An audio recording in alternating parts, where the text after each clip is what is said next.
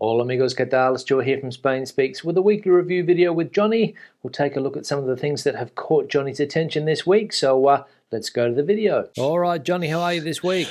Yeah, good, Stu. Busy times, but all good. Everything going well? Yeah, everything's well, doing well. Back How about back in the yourself? office?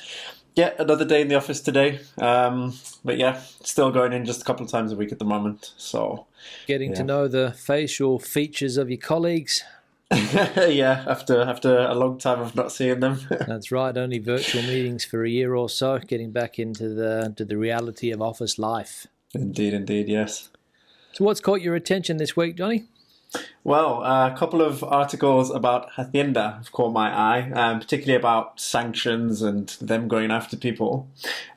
So one of the articles was related to a ruling in a court. I think it was a court where the ruling was, where they've said that Hacienda can pursue you and fine you and sanction you if you don't check your notifications regularly. So Okay, good. yeah. So to give a bit of background, if you're like in the Agencia Tributaria system, in theory, if you have digital access, then you can get notifications about your tax situation or your details through the computer. Yep. You could sign in through either the digital certificate or clavipin system, whatever. And if you don't check them frequently, they can say that you're trying to avoid us, you're refusing to answer our notifications, you're not completing your fiscal duties, and they can fine you up to 600,000 euros. Yeah, so what happened to the traditional letter in the mail? Well, that's a good question because I'll talk about a personal situation that I've had recently. So I've had letters sent to me, and because my tax was From Hacienda? yes, from Hacienda. Okay. So what's happened is there was the previous tax year. I was half, so I was sometime in the UK, sometime in Spain. Okay. And they had the address that I was at in the UK in their system, and they sent it to the UK. And of course, I didn't get it. And then I finally get clavipin, which I've had a million problems with, sorted. Yeah. Log into the Agencia Tributaria system and see that I got a notification sent in April, and this is June when I'm seeing it. So I'm like, oh gosh, this is not great. Yeah, I mean, it's not my fault because I've had technical issues with the system. Yeah, so you're speaking from first-hand experience here. I am, yes. I haven't had any, warning letters or anything like that, fortunately. But yeah, a worrying situation to be in. Yeah, I can imagine. I don't know how many, or don't know, not how many, but I don't know how often people check those notifications. I mean, how often would you go into your Agencia Tributaria or your Hacienda or your tax, the tax department webpage, unless you were expecting something, I suppose, right? Yeah, well, that would be my approach. If I was expecting something or something like that, then yeah, I would log in. Or if I get, a text message, because you can get text messages and say, you've got a notification, you need to check it. But in the case of that one I missed, I didn't get a text message. So, yeah, something went under the radar there. Yeah, a bit strange, bit strange. Yeah, I thought that, as I said, I thought they would be giving some type of traditional, notifications through the mail or a certified letter or whatever they do here, when the postman knocks at your door and you have to sign for it and all of those things. I thought that would be the official procedure still, but obviously they're trying to move into this digital world and people are getting caught out. Yeah, well, that's it. Well, I mean, I have had a letter to the door, I had to sign it and everything.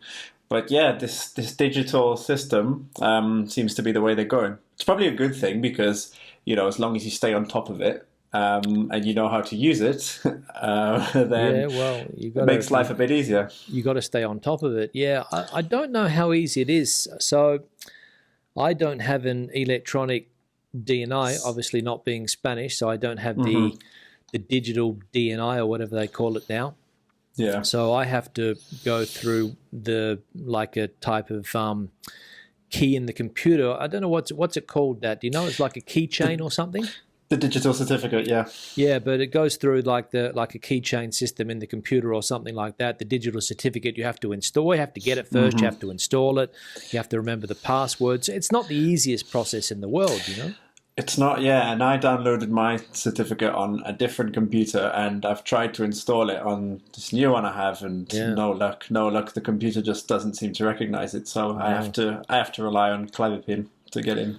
Yeah, maybe a good idea would be, I think you were talking about maybe, going self-employed in the future, Johnny. Maybe a good idea would be that if you paid one of these gestores or someone to look after your finances, they could sort of check that for you regularly, so you don't have to worry about it. Exactly, yeah. A lot of services, when you are signed up as self-employed, you could of course do that at the same time as working, because that would be my situation. Pluriactividad, it's called. That's it. But yeah, a lot of these services, they can help you with, of course, the declarations, but also like anything that's going on with Hacienda. Yeah. And nobody wants to receive a notification from the tax department, especially if you owe them money and you don't find out about it. And that creates a situation where you get interest put on top of the fine, and you can end up owing a lot of money. Yeah, there is a stigma around letters and notifications from Hacienda that it's generally not a good thing. Maybe, in a lot of cases, maybe it's not the case, but it's always a bit of a, oh gosh, what's this about when when one of them comes through. Well, yeah, I'd say that the majority of letters are not asking you how you are, Johnny. They're they're trying to get something back, Of course, yeah. Or there's been a problem with your latest tax declaration or something like that. Exactly, yeah. I imagine. I don't know. Anyway, what's next? Yeah, so we got the pension plan reform. Well, the pension reform. So the government's been working on that. And this was interesting to learn about. So I didn't realize that the previous mechanism was based on life expectancy. So that was brought in by Rajoy's government. I'm not sure exactly how it worked, but I know it adjusted the pension payouts to reflect the life expectancy of the pensioners. So this new government has changed that approach, and they've decided to peg it to the retail price index, essentially. Okay. So essentially, linked to inflation. So if that goes up, then the pension payout would go up proportionally. And if there's negative inflation, then it would stay flat until the next time. Yeah, well, that's one of the big objectives that the government has, I think, and they've been talking about it for a long time. You mentioned Rajoy there. They obviously started tweaking the system, and now this current government is doing something similar, trying to reform the system, which is one of Europe's main prerequisites, I think, in order for Spain to get some of that European money. I think that was part of the plan to change the pension system or make some reforms. Yeah, indeed. Yeah. And another part of this reform, which is interesting, is that they're giving incentives for people to work longer that past the retirement age. So you can get dos puntos. Does that mean like 0.2%, or does it mean 2%? Dos puntos, I think, I'll edit this if it's not true, but I think dos puntos is 2 interest rate points, yeah. Okay, yeah. So you can get 2%, up to 4% you can get bonus. So I think if you work 2 years past the retirement age, then you can get a 4% like incentive top up to your pension payout when you do decide to retire. Yeah, I think that is a plan that they have to try to get people working longer and some type of incentive. I think we spoke about that a couple of weeks ago, that there was something like that in the pipeline, or maybe I mentioned it in one of the videos that I do. I can't remember exactly, but they're trying to get people to work for longer. There was an interesting story in the paper today, Johnny. It said the reality of the situation in Spain when it comes to wages and pensions, and they said that the average pensioner is now getting every month €100 more on average than the average salary. So They said something like the I don't know whether it was the average salary or a common salary here in Spain is around €1,180 or something like that. Can't remember the exact figures. And they said that the average pension is pulling in €1,280. So pensioners are making more money than active workers, which doesn't. I don't know what the future would look like if it continues like that, but I don't know how a system could be sustainable. Yeah, and if you think about pensioners as well, this is a bit of a generalization, and in theory, most of them probably have properties paid off, so they have lower living expenses as well. Probably. Yeah, yeah. But, We'll come back to that minimum salary a bit later on because oh, there's some you've got interesting. something on the cards there. Yeah, there's some interesting points of discussion there. All right, But good. yeah. Anything else about pensions, Johnny? Yeah, so next year they're going to take a look at some other stuff, such as how long you need to have contributed into the system to be eligible. It's currently 15 years. I would imagine, based on what we're saying, they're looking to increase that. Yeah, yeah. Why? I don't know. I don't know. Pensions is one of the big worries, I think, for a lot of people, whether it is, as we have said before, a sustainable system or not, and what is the government going to do to make it more sustainable, or is it going to have to change drastically? I don't know. That's one of the main questions. Yeah, we'll see. But for young people, it's never too early to start thinking about it. Well, yeah, well, it's a big question for you and people of your generation, Johnny, because obviously every month, as you know, you're putting into this system quite a lot of money. You can have your private stuff as well, but you can't avoid those state payments into the system. And the question is, are you going to be guaranteed a salary in 45 years time, Johnny, or 40 years time, whenever you retire? I don't know. I know you're looking to retire at the age of 35. I know that. But if that plan doesn't work and you have to fall back on a state pension, what's it going to be? Well, that's the $1 million question. Maybe not $1 million, but no. But yeah, it's a big question. Yeah, it is a question. All right, good. What's next? Yeah, okay, on to interest rates. So the Euribor, as it's known in Spain, I don't know if it has a name in English. Euribor. Euribor, yeah. It is it's the index for tracking interest rates on loans in the EU. What's it called? What's it called in the UK? Is it the Libor or the Libor or something? I don't know. This sounds bad, but I don't think I know the name of it. Yeah, I think it's common in all of the European countries. The Euribor or Euribor, I think it's known as. I think. Okay.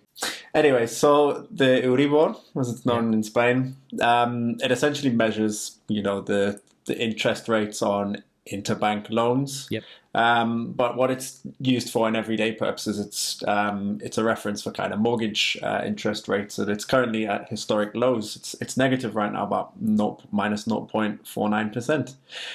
So something to think about for homeowners, because you obviously got the three types of mortgage in Spain. You got fixed mortgage, variable, and you got mixed. Yep. So if you have a fixed mortgage, then it will be the average of whatever you take out during that particular year.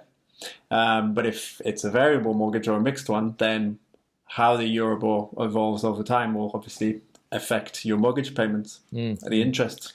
Of course it will. That's exactly right. Yep, it will. They have been low for a long time now, interest rates. You said it's a negative Euribor at the moment. And I can't remember the last time they were high. I think since the last financial crisis, they've been very, very low. I remember when I first came when I was first looking to buy a home and things like that many, many years ago, interest rates were very, very high. I can't remember exactly what they were, but I think in Australia they were 18 or 20%. Oh, wow. Yeah. That's very high. Yeah, but that was what people were going into the market paying, and of course now it's very cheap. Money's very cheap. Yeah, exactly. There's always it's going to favor either savers or lenders, and at the moment lenders are getting cheap credit essentially.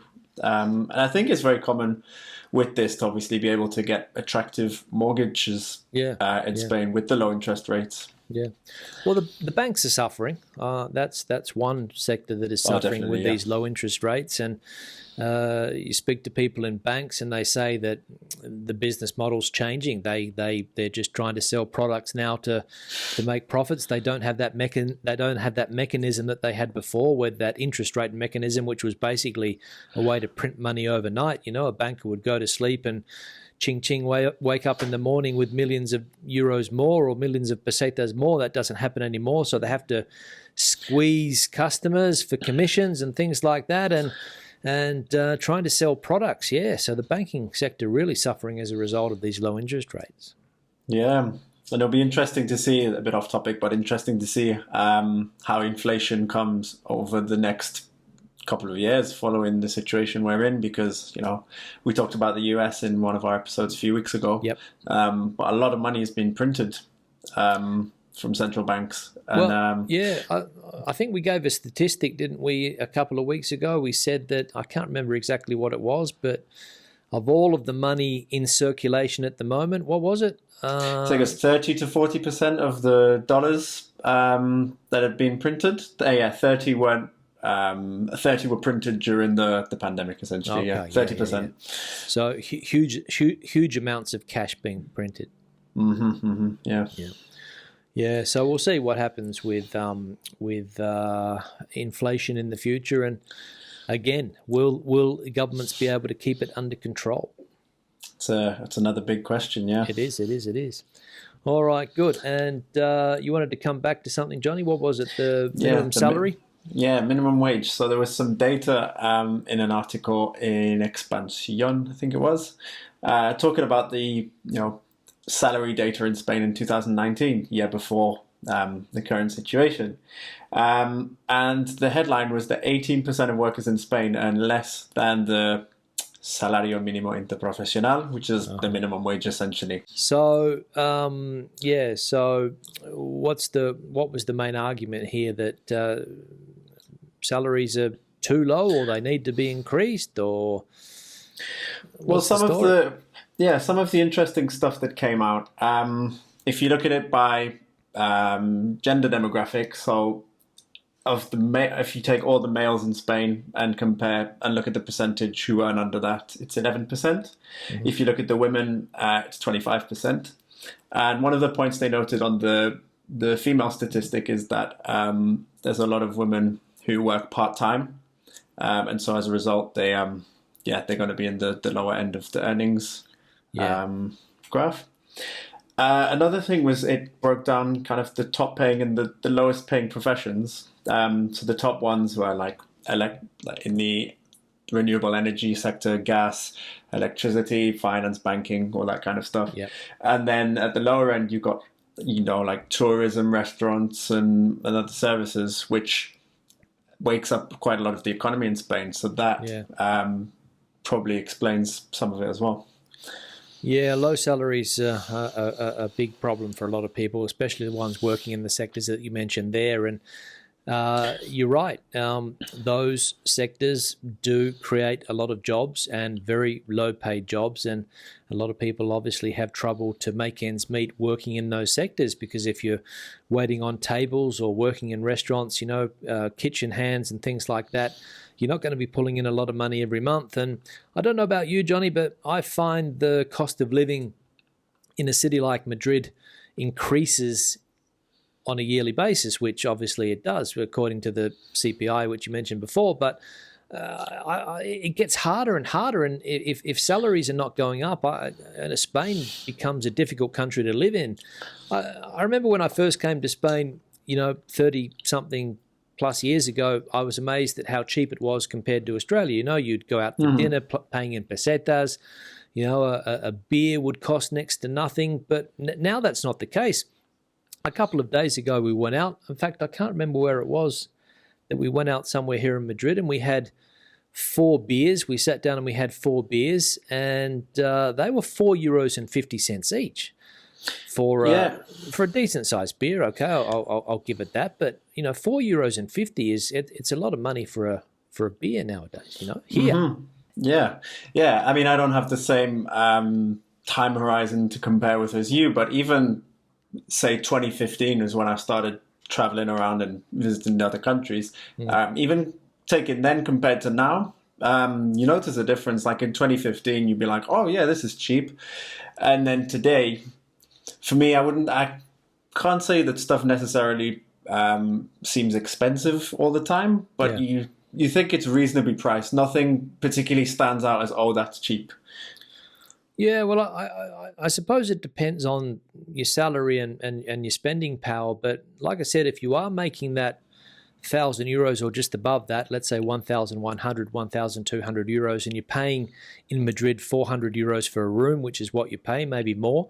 And then you've got to put your other expenses on top of that, your phone expenses, your internet connections, your going out costs, if you've got those.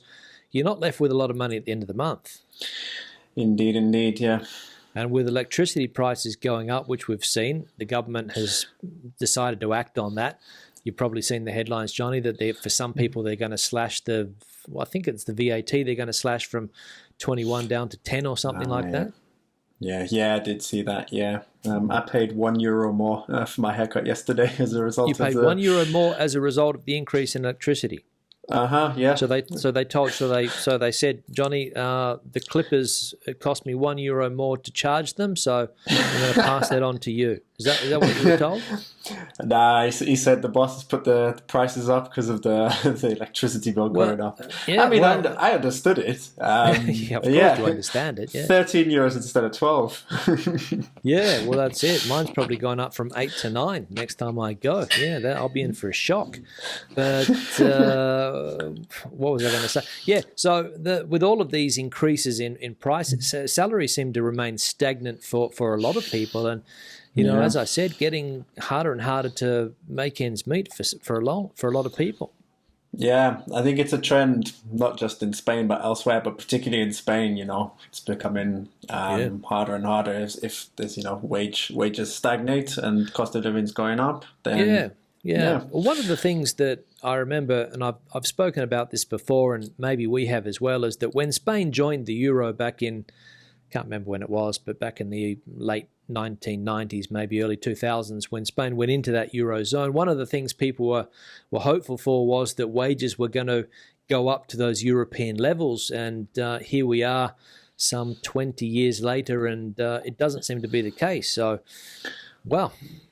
Yeah, there's an interesting book on the euro that I've been meaning to read for a long time, but never read it. The euro and its threat to Europe, or something like that. The euro and its threat to the European Union. I'm sure it's a bestseller in the UK. Yeah, no, I think everywhere. I think at the time when I was looking at it, France, Spain, UK, it was very visible book. It was by a US economist. I can't remember the name, but be interested to actually read into it some more.